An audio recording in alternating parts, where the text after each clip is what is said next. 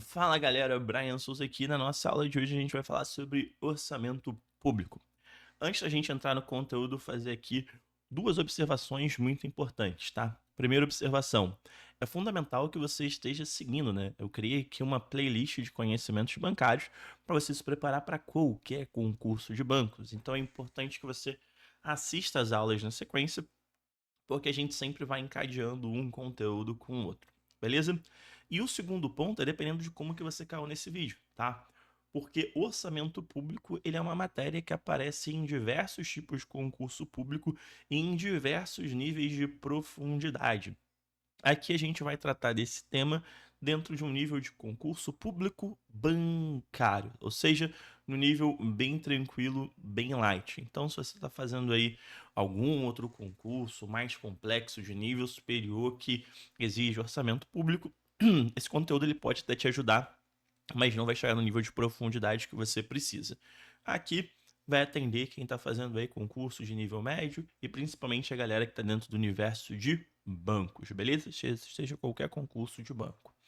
Vamos lá, o orçamento público, né? Agora encadeando aqui com a nossa matéria. Quando a gente puxa, né, vê esse tema dentro de um edital de concurso bancário, ele vem muito vinculado com a parte de política monetária ou macroeconomia, né? Pode chamar das duas formas, como a gente já estudou aqui dentro dessa própria playlist. E a gente precisa lembrar, né, que uma das coisas que tem dentro da política monetária que o Banco Central utiliza, ela é o mercado de título público federal, né? E a gente precisa entender que se o governo emite novos títulos, ele está captando recurso. Então, pode ser que por necessidade do orçamento público, né, por necessidade de orçamento, o governo precisa emitir mais títulos públicos no mercado. Tudo bem? Então esse é o principal vínculo que a gente precisa ter. Vamos lá. O orçamento público ele é fundamental para o funcionamento do Estado e ele está previsto no artigo 165 da nossa Constituição Federal. Basicamente, ele está ali para quê? Para permitir o planejamento de políticas públicas, buscar o equilíbrio fiscal e, obviamente, fazer um controle de receita e de despesa, né? Lembrando aqui que a principal fonte de receita, né, que o Estado tem são os impostos, são os tributos como um todo. Beleza? Vamos aprofundar aqui realmente para o que importa para a gente. Quais são as funções e a estrutura do orçamento, tá? A gente vai entender principalmente a estrutura nos slides a seguir. Mas as funções, como a gente já viu, serve para o planejamento, lembrando que isso é para todos os níveis, então tanto nível federal, quanto estadual, quanto municipal. O dinheiro ele não é infinito. O dinheiro do Estado, né, o dinheiro da verdade de todo mundo, é algo finito, né? Então tem uma quantidade de dinheiro que eu posso gastar. E aí, o que são as prioridades? É saúde, é segurança, e aí? Então eu preciso do planejamento para conseguir ver como que eu vou alocar esses recursos. E obviamente ter um controle em cima ali dos gastos do governo, tá bom? Até aqui a gente está no ponto de introdução. O que é muito rico para a gente em nível de questão? Aqui a gente começa a entrar nessa parte. Tudo bem? Então, dentro do universo de concurso bancário, é fundamental que você entenda o conceito de superávit e o conceito de déficit, tá? Basicamente, aqui eu estou vendo receita e despesa. Então, receita é que entra no bolso do governo, na conta do governo. Despesa é o que a gente gasta, né? Eu falo que o governo teve um superávit quando a receita é maior que a despesa. Ou seja, quando eu arrecado mais. Então, se o governo ele arrecada mais do que gastou, eu estou falando que o governo tem um superávit. Então, apareceu lá no Jornal Nacional, o governo brasileiro tem superávit. Opa, o governo teve mais receita, pegou lá mais dinheiro de imposto, de tudo mais do que ele teve de despesa. Agora, se o governo tem um déficit, significa que as despesas foram maiores que a receita. Ou seja, o governo gastou mais do que arrecadou. Olha que louco. Se eu tenho uma parte de déficit, eu posso falar que faltou dinheiro para o governo. Ué, mas como faltou? Se ele fez as despesas, né? Ele gastou, né? Da onde ele tirou esse dinheiro? Bem, se ele não conseguiu tirar esse dinheiro todo das receitas tradicionais, o que que vai acontecer? Ou ele vai ter, né, que pegar empréstimo, ou ele vai ter que fazer uma outra coisa que é similar a empréstimo, né? Que é emitir título público federal. Então, parece para você, se aparece na prova uma questão falando, qual situação gera mais necessidade do governo emitir título público para captação de recurso? Quando tem um superávit ou quando tem um déficit? Bem, se tem um superávit, o governo está com mais dinheiro, então ele não precisa captar recurso. Agora, se ele está com déficit, se ele está com déficit, faltou dinheiro, não faltou? Sim, faltou dinheiro, então ele vai precisar ou fazer um empréstimo, ou ele vai precisar emitir, né, lançar mais título público no mercado para captar esse recurso, tá? E eu posso ter uma situação plena de equilíbrio, que é quando ali as receitas são iguais às despesas, beleza? Então vamos lá. Primeiro ponto super importante para a prova: diferença de superávit e déficit, principalmente. Superávit tem mais receita do que despesa, déficit tem mais despesa do que receita. Em cima disso, a gente vai aprofundar um pouco para chegar no nível que a nossa prova pode cobrar, tudo bem? Existem tipos de déficit e de superávit, tá?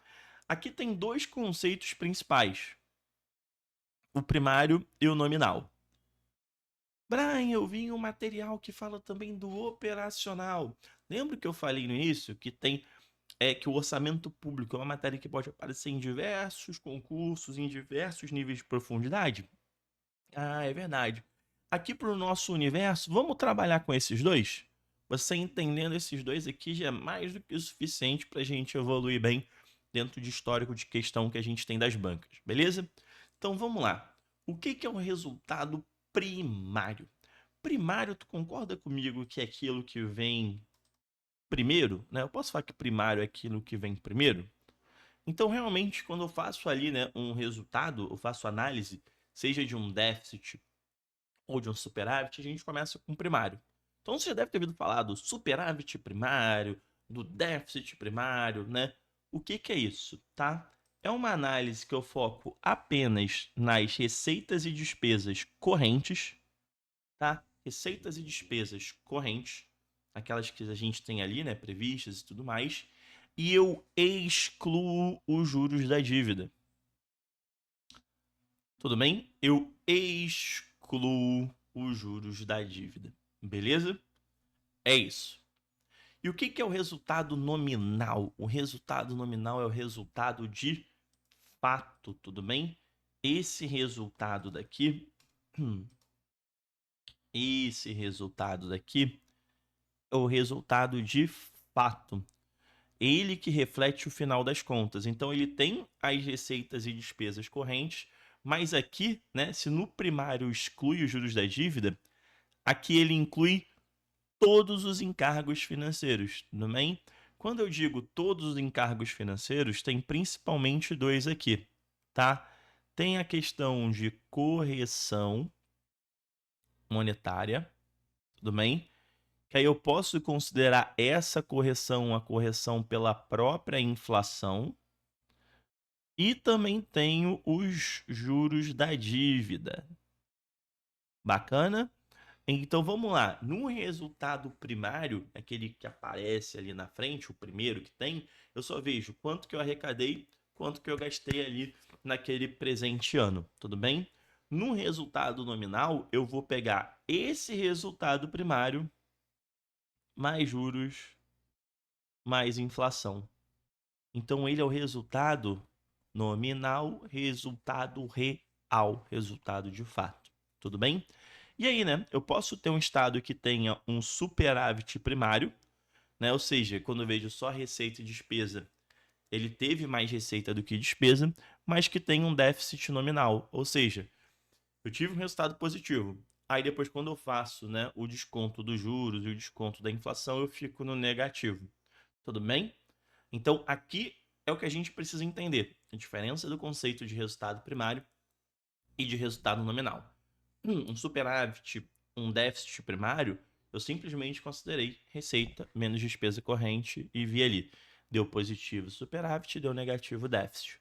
E o nominal, eu vou considerar o resultado primário mais os juros, mais a inflação. Bacana? Então esse daqui é o nosso ponto mais importante até o momento, junto com o nosso próximo slide, tá? Aqui a gente tem a forma do orçamento brasileiro, tudo bem? É obviamente que não vai ser para tu ter um orçamento, né? Tu não vai chegar ali e fazer um papel de pão, né? E ter validade. Não. Existem leis específicas, leis que funcionam como orçamento, tudo bem? Então, o orçamento brasileiro ele se dá através de leis. E aí nós temos 3 diplomas legais, tá? Que funcionam em conjunto, funcionam de forma harmônica. E são eles o PPA, que é o Plano Plurianual, a LDO, que é a Lei de Diretrizes Orçamentárias, e a LOA, que é a Lei Orçamentária Anual, tá? A LOA, ela é o orçamento de fato. Tudo bem? A LOA é o orçamento de fato. Então tá ali dentro da LOA o que a gente pretende arrecadar e quanto que a gente vai gastar de fato. Só que tudo começa com um plano plurianual. O plano plurianual ele tem a vigência de 4 anos. Que legal, né? Um mandato de alguém do executivo, né? Seja presidente, governador, prefeito, são 4 anos, né? Caramba, então será que encaixa os 4 anos direitinho ali da pessoa? Não. Sabe como funciona? Funciona assim, ó. Vamos imaginar, a gente teve o último presidente foi o Bolsonaro, né? Quer dizer, o penúltimo, né? Porque o último é o atual, que é o Lula, né? Então, Bolsonaro ficou 2019, 20, 21, 22, né? Então, Bolsonaro ficou 19, 20, 21, 22. E o Lula, 23, 24, 25, 26. O que que acontece? Nesse primeiro aninho aqui, ó, nesse primeiro aninho aqui, o Bolsonaro ele não estava fazendo ali a gestão, né, com o orçamento dele. Não, não. Era com o orçamento antigo. Ele foi e fez o plano plurianual dele no segundo ano de governo dele. Sério? Sério? Então conta comigo. 1 ano, 2, 3, 4. Opa! Então o PPA que foi feito lá no governo do Bolsonaro, ele pegou o quê? 3 anos no governo dele e o primeiro ano do Lula. Caramba, sério? Então o Lula governou ali o primeiro ano dele com o orçamento que foi feito pelo governo anterior? Exatamente. E aí, lá em 2024, o Lula foi, né? A equipe do Lula foi lá e fez o outro PPA, que vai ficar até 2027. Caramba, então o próximo presidente, o primeiro ano dele vai ter ali o governo com o quê? Com um orçamento, com um desenho de orçamento a cumprir, ainda feito pelo o presidente anterior. Por que isso? Para que a gente dê sequência, né? Para a gente dar sequência. Então, teoricamente, o Lula ele tem que cumprir, né? Ele teve que cumprir coisas no orçamento que estavam previstas pelo governo anterior. O próximo vai ter que fazer coisas que estavam previstas nesse orçamento também do Lula de agora. Tudo isso para a gente dar uma continuidade, não ter uma quebra abrupta dentro do orçamento, tá? Então, isso é um mecanismo muito interessante, tá? Então, aqui eu posso falar que é uma estrutura de médio prazo, tudo bem? Então eu vejo quais são ali os planos a médio prazo do governo e ele vai fazer esse planejamento. Só que tu concorda comigo que planejar algo para 4 anos é muito distante? Eu preciso quebrar esse plano mais ou menos como se fosse em 4 partes. Então eu tenho o PPA que é 4 anos, mas eu preciso quebrar ele em partes menores para que eu consiga executar. E aí, né? Esse orçamento que eu vou quebrando ele, quem vai gerenciar isso vai ser a LDO. A LDO, que é a Lei de Diretrizes Orçamentárias, ela é feita anualmente, mas basicamente ela vai olhar o que tem do PPA que falta cumprir e vai servir como uma ponte para jogar para a Lua. Então ela pega uma partezinha dessa e traduz lá para a Lua. Então a LDO é a ponte. Lei de diretrizes, diretriz e direção. Lei que vai dar direção ao orçamento. Bacana? E aí eu tenho a LOA de fato, que é o orçamento, que ela tem a vigência de 1 ano. Então, dentro de um ciclo de 4 anos, eu vou ter um PPA, vou ter 4 LDOs e 4 LOAs, sendo que essas 4 LDOs e essas 4 LOAs precisam cumprir o que foi projetado dentro do PPA. Bacana? Então, o que você tem que lembrar daqui? Fundamental, os nomes, né? Obviamente, PPA, Plano Plurianual, LDO, Lei de Diretrizes Orçamentárias, e LOA, Lei Orçamentária Anual. A vigência, e aí é bem fácil, né? É só você lembrar quanto tempo tem de mandato alguém do executivo, né? 4 anos. Beleza. E o orçamento, você lembrar que tem que ser feito anualmente. Lembrar que esse é um planejamento de médio prazo, que esse daqui é o orçamento de fato e que esse cara funciona como uma ponte. Beleza? Só isso, Brian. Só isso tudo. Bacana? E olha que legal, né?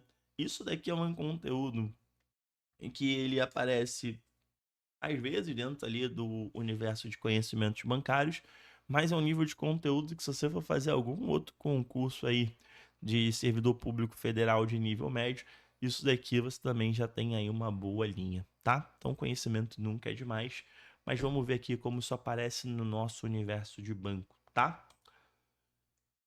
Quando os gastos do governo superam as receitas, configura-se um déficit público.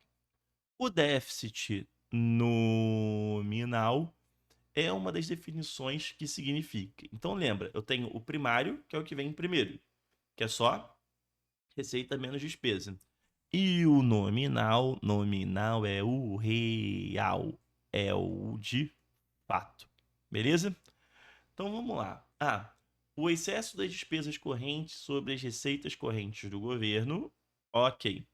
Exceto juros. Não, não é exceto juros, porque ele considera tudo, tá? B. O excesso das despesas correntes de capital sobre as receitas correntes do governo, mais os juros sobre a dívida interna e externa. Isso daqui é pega ratão, tudo bem?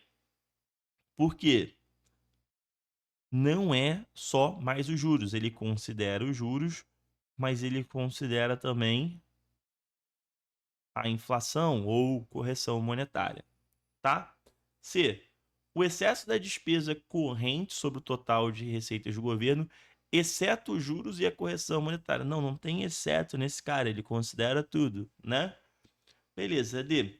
O excesso das despesas correntes sobre o total das receitas sobre o total das receitas correntes. Vamos lá, despesa e receita, né? Quando eu vejo só os dois correntes, eu estou falando do primário, beleza? Então também não faz sentido. E é o excesso das despesas correntes e de capital sobre as receitas correntes do governo, mais os juros e a correção monetária sobre a dívida interna e externa. A esse cara, tá? Brian, mas é despesa corrente e de capital também? Sim, porque vamos lá. Despesa corrente e receita corrente eu vejo no primário. Aqui eu vejo tudo, tá? Quando eu falo de despesa de capital nada mais é do que juros, tudo bem? Então, quando eu falo excesso de despesa de capital e falo aqui questão de juros, é mesmo fluxo, tudo bem? Então, lembra disso. Primário, receita e despesa corrente é o primeiro que aparece. Nominal, considera tudo. Bacana? E o plano plurianual é um plano de? Sério isso? Sério. E aí? 1, 2, 3, 5, 4 anos, né? É um de médio prazo com 4 anos. beleza? Então é isso, galera. Bem tranquilo, né? Pode ser ali que a parte do superávit, do déficit, tenha gerado uma dúvida, né? Principalmente para entender ali a demanda, mas é uma matéria que quando ela aparece vinculada à política monetária, como a gente falou, e vem de uma forma simples, como por exemplo essa questão daqui do plano plurianual, tá? Então, não é uma matéria que, caso você tenha apresentado dificuldade, que eu gastaria muito tempo revisitando. É legal você ter o conteúdo, porque pode aparecer uma ou outra questão facilzinha, é um assunto que a maioria da galera que estuda para banco não vê, então se tiver no teu edital ela aparecer, tu tá mais seguro. Mas também não é aquele tema para você perder o sono, como por exemplo a estrutura do Sistema Financeiro Nacional. Estrutura do Sistema Financeiro Nacional é um tema que não tem como você não saber. Beleza? Muito importante, né? Eu sempre falo isso para vocês, né, galera? Esse tema tu tem que saber. Ó, esse tema daqui, se não pegar bem, não tem problema. Porque é uma outra coisa que transforma realmente, né? Ou melhor, que separa quem é um concurseiro de fato para quem tá fazendo ali a prova por fazer. É você entender que você não vai dar a mesma atenção a todos os pontos do edital, tá? Tem matéria que você vai ver num nível mais tranquilo, tem matéria que você tem que se aprofundar, que é exatamente o que a gente vem fazendo aqui. Beleza? Na nossa próxima aula a gente já entra num universo muito bacana, tá? Que a gente vai falar dos produtos bancários. Então a gente vai falar de cartão de crédito, a gente vai falar de seguro, a gente vai falar de investimento. Então a gente começa uma linha que eu acho que é bem interessante, porque você vai se preparando, né, para o teu concurso, mas ela é muito vinculada à tua vida prática, né, tua vida normal. Então, inclusive, você tem mais informação para utilizar melhor esses produtos. Então, é muito legal quando a gente estuda algo que a gente vai aplicar num concurso, mas que a gente vê o reflexo direto na nossa vida. Tudo bem? Então, te aguardo na nossa próxima aula. Um forte abraço. Lembrando que o conteúdo que eu utilizo aqui eu sempre disponibilizo gratuitamente. O link aqui na descrição do vídeo. Um forte abraço. Até a nossa próxima aula.